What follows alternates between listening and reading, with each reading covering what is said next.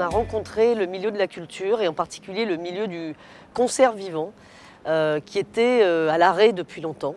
Et donc il nous a semblé important d'expérimenter pour essayer de comprendre si lors d'un rassemblement, et en particulier d'un concert, en configuration dite debout, encore plus dans un milieu fermé, s'il y avait des risques de transmission du virus. Nous allons inclure 7500 personnes que nous allons randomiser en deux groupes. Le bras concert, dit le bras expérimental, ça sera 5000 personnes, et le bras qui ne participe pas au concert, 2500 personnes. Et donc nous allons regarder si 7 jours après, en détectant l'ARN du virus par PCR sur la salive, s'il y a un surrisque de transmission dans le bras concert. Dans cet essai clinique, on s'est occupé de tout ce qui est les aspects réglementaires, donc comité de protection des personnes, de la CNIL, de la partie méthodologique, de l'analyse statistique, et puis aussi des aspects organisationnels. Donc ça représente 250 personnes ici qui aident pour les 3 jours qui précèdent le concert. On prend les données des patients, donc on vérifie qu'on a bien leur bon numéro de téléphone et leur bonne adresse mail.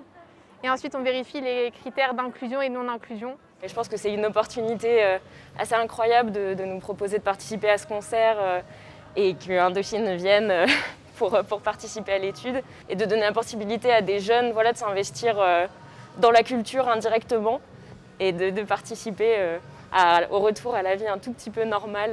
La clé de voûte de cette expérimentation, c'est le test à la recherche du virus en amont du concert. Puis après, des éléments qui sont ajoutés pendant le déroulement du concert. Alors, une hygiène des mains. Le deuxième élément, c'est le port du masque en continu. Pour pouvoir étudier quels sont les moments où peut-être il y a un relâchement dans le port du masque, on va utiliser une technologie très innovante qui est développée par la société Datacalab. C'est un partenariat de recherche qu'on a monté avec eux.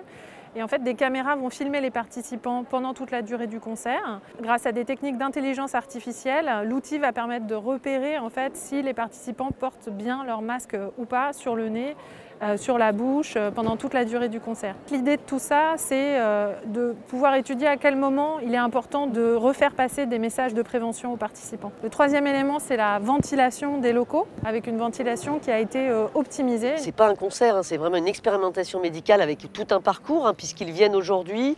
Il y a 2 recueils de salive, un le jour du concert, un 7 jours après. Ils doivent rester très mobilisés tout le long, même s'ils ne sont pas sélectionnés dans le bras concert.